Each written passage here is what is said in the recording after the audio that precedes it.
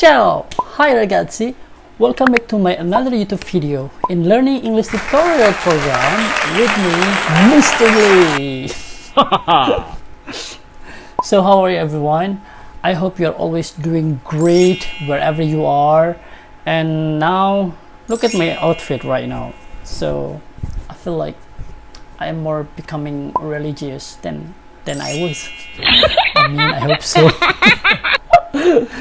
So, brother and sister, the reason why I am wearing this, it's because now it's in the moment that we are still celebrating as a Muslim, that is Eid Mubarak.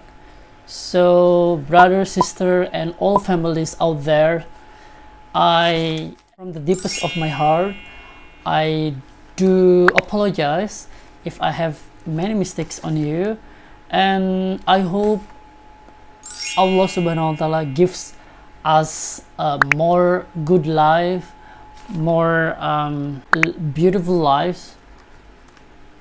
So without any further ado, let's jump into the video. Before we jump into the video, I really beg you to just simply support me by clicking subscribe down below, and also watch this video until the end, and also share this video if somebody need the lessons. And yeah, I hope it's gonna be useful for everyone. Today we are gonna have lessons about causative verbs. Jadi apa sih causative verbs? Causative verbs itu adalah suatu penggunaan kata kerja yang membuat orang lain melakukan suatu pekerjaan, ya. Jadi causative verb itu apa? Penggunaan kata kerja yang menyebabkan orang lain melakukan sesuatu atau pekerjaan lain. Contoh, Jessica made her sister tidy her room up. Oke, Jessica di situ kedudukannya sebagai subjek. Made itu ya si causative verbnya.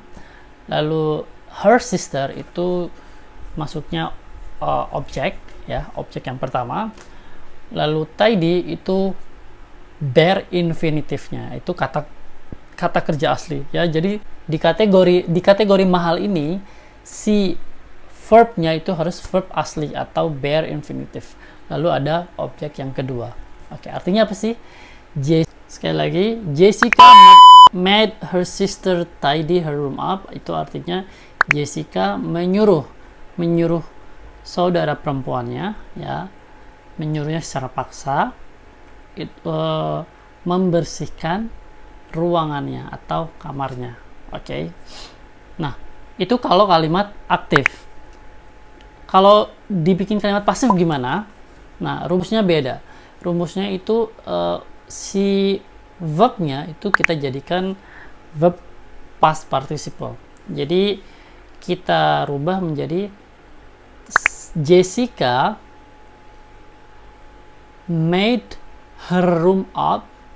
Tidy-nya kita rubah menjadi verb 3 atau past participle, yaitu tidied. Jessica made her room up tidied. Jessica menyuruh ruangannya dirapikan. Oke, kalau yang tadi kan Jessica made her sister tidy her room up. Jessica menyuruh saudaranya merapikan ruangannya, ya, merapikan. Pasif jadinya Jessica nyuruh atau meminta ruangannya dirapikan.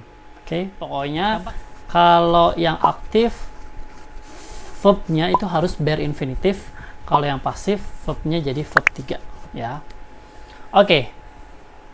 Lalu kita masuk ke kategori kedua, ya. Yang kategori kedua itu adalah tentang kalau ada kata hoak, ya, hoak.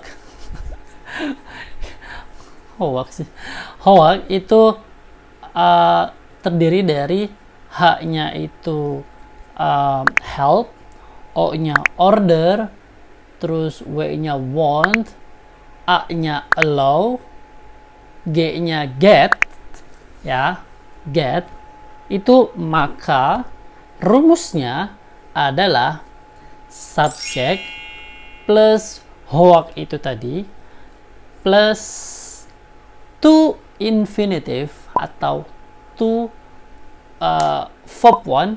Jadi verb one-nya ada to-nya, oke? To infinitive plus object. Nah, dari kata hoak itu yang paling beda sendiri itu adalah arti dari get. Ya, get itu artinya sama-sama menyuruh, ya. Kayak si mahal tadi. Cuman si get ini nyuruhnya persuade. Persuade itu merayu, ya. Meminta atau merayu. Oke, kita masuk ke contoh. Contoh aktifnya.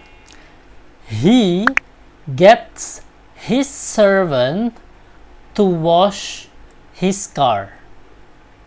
Dia laki-laki meminta, ya, meminta itu di sini memintanya membujuk. Dia laki-laki membujuk atau meminta pelayannya, ya, his servant, pelayannya untuk membersihkan mobilnya. He gets his servant to wash his car. He gets his servant to wash his car. Dia meminta atau membujuk, menyuruh, ya, secara menyuruhnya itu caranya membujuk gitu, ya, pelayannya membersihkan mobilnya atau mencuci mobilnya. Oke. Kalau bedanya, kalau yang tadi kan yang mahal verbnya harus pakai bare infinitive. Kalau yang hoak itu verbnya harus pakai to infinitive. Lalu kalau dirubah jadi kalimat pasif, maka jadinya gimana? Jadi he gets his car washed. Dia meminta mobilnya dicuci. Oke, kalau tadi kan he gets his servant to wash his car, dia meminta pelayannya mencuci mobilnya. Kalau yang ini dia meminta mobilnya dicuci. Oke. Nah, jadi kalau yang pasif antara mahal dan hoak itu rumusnya sama. Nah, yang beda itu kalau kalimat aktifnya. Kalau yang mahal, subject plus mahal plus bare infinitive atau verb 1 plus object. Kalau yang hoak, subject, hoak plus to infinitive atau to verb 1 plus object. Oke. Itu aja. Nah, sekarang kalau misalnya ada kayak contoh, ini biasanya sih soal-soal begini keluar di soal-soal TOEFL. Misalnya kalau ada contoh seperti ini. She made me blah blah blah last night. A. Hit it. B. Hitting. C. Hit. Atau D. To hit. Ayo. Kira-kira jawaban yang mana? Nah, itu dia, benar. Di situ ada kata made. Made itu adalah verb 2-nya dari make. Berarti itu masuk kelompok yang mana? Masuk kategori yang mana? Yang mahal tadi kan? Make, have atau has, dan late. Jadi verbnya itu harus verb bare infinitive. Jadi verbnya harus verb 1.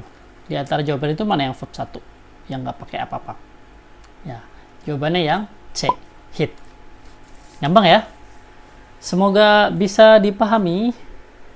Dan kalau belum paham, diulang-ulang lagi videonya. Terus kalau ada pertanyaan atau ada sekiranya yang belum jelas atau saya nyampeinnya kecepatan, tanyakan aja di kolom komentar bawah. Jadi, nah, gimana belajarnya hari ini?